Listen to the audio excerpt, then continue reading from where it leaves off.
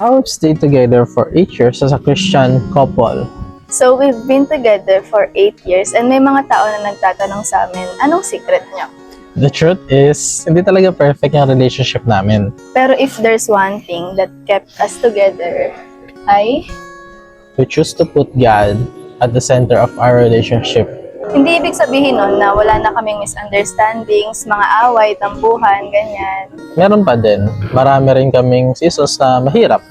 But every time, we try to remind each other na hindi kami yung against each other. It's us solving the problem together.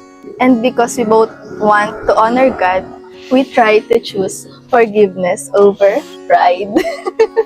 So, love isn't just about feelings. Kasi pag mabilis magbago ang feelings, Yes, commitment is choosing each others.